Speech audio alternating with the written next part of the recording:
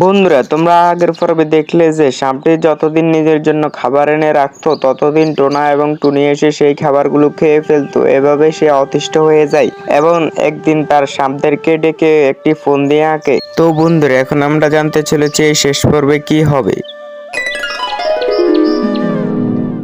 তো জব পর একটা ফোন দিয়ে গেছি তাদেরকে ধরার জন্য। তো আজকে ধরতে পারি কিনা দেখি। আর অনেক দেরি হয়ে গেছে, আমি খাবারের জন্য যাই এখন।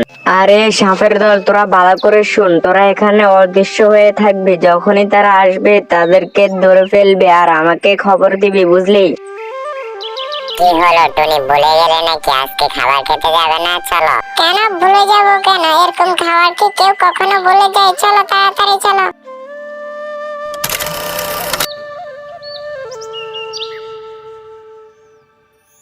দেখো দেখো টুনি, এখানে আজকেও খাবার রাখা আছে। এভাবে যদি প্রতিদিন খাবার রাখা থাকে তাহলে তো আমরা প্রতিদিন খেয়ে আনন্দে থাকতে পারবো, তাই না?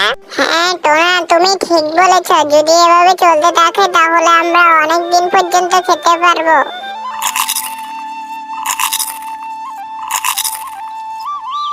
টুনি, আজকে মন ভরে একটু খাবার খেলাম। আমিও আজকে মন ভরে খাবার খেলাম। এভাবে যদি প্রতিদিন চলতে থাকে তাহলে তো আমাদের আর কোনো কষ্ট করারই যখনই সেখান থেকে যাচ্ছিল তখনই সাপগুলো নিজের রূপে ফিরে আসে। কি হলো কাকু কাকিমা, তোমরা কোথায় যাচ্ছ? আগে আমাদের সর্দারকে আসতে দাও। আরে ভাই, তোমরা কারা? আমাদেরকে আটকে রেখেছো কেন? কারা বলো না প্লিজ। তা তো আমরা জানি না, সেটা আমাদের সর্দার বলবে। সর্দার, আপনি কে? আমাদেরকে কেন আটকে রেখেছেন? আর আমরা আপনার কি ক্ষতি করেছি আপনি আমাদেরকে কেন আটকে রাখবেন? তোমরা অনেক বড় অপরাধ করেছো। আমি প্রতিদিন এখানে খাবার জমিয়ে রেখে যাই, কিন্তু তোমরা এসে সেখান থেকে খেয়ে ফেলো।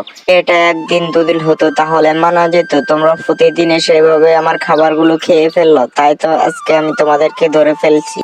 আর তোমাদের এই চুরির শাস্তি হবে। আমি তোমাদেরকে 2টি ফাঁড়ায় রেখে যাব সারা জীবনের জন্য, বুঝলে তোমরা?